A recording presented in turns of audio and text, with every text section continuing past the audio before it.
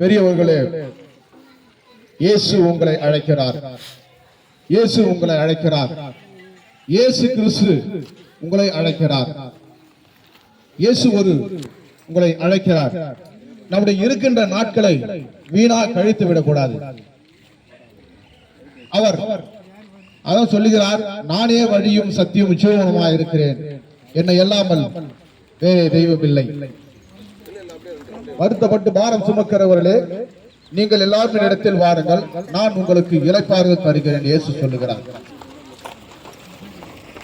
இயேசு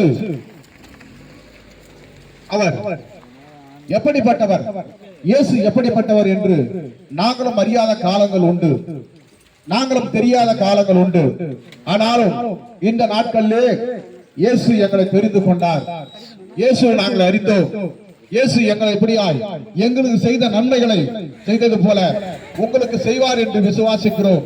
எங்களை தேடி வந்த அன்புள்ள இயேசு உங்களை வருவார் என்று நாங்கள் இந்த நாட்களிலேயே சொல்லும்படியாக வந்திருக்கிறோம்.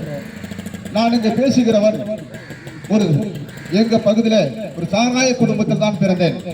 அவங்க வீட்டுல அண்ணன்கள் எல்லாரும் சாராயம் காசுவார்கள். அவர்களுடைய கடைசி பிள்ளை, அவருடைய கடைசி தம்பியாக இருந்தேன்.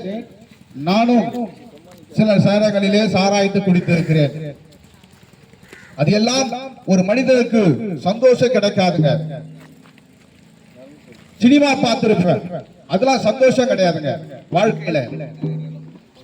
வாழ்க்கை சிகரெட், பீடி, ஆன்ஸ், போதைகள் எதுவுமே வாழ்க்கையில சந்தோஷம் கிடையாதுங்க.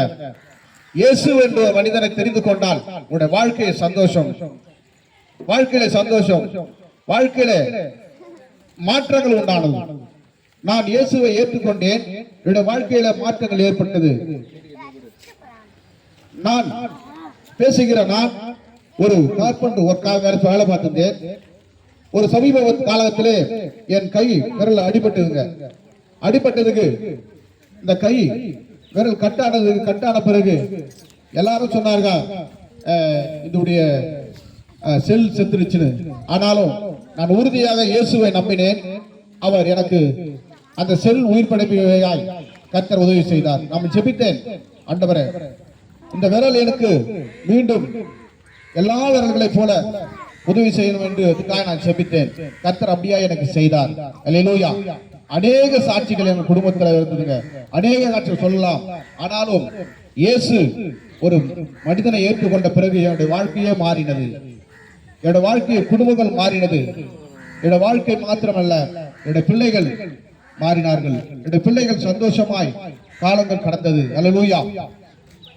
ஒரு காலகட்டத்தில் நான் எப்படி ஏற்றுக்கொண்ட பிறகாலம் ஆண்டவர் 18 வருடமாய் ஒரு கூனியாய் இருந்த ஒருவர் சொல்கிறார், நீ வாருங்க. இயேசு சொன்ன மாத்திரத்தில் குணப்படுத்தினார்கள். அது மாத்திரமல்ல, யாவேன் ஒரு மகன் இருந்தான், அவன் மரித்தான்.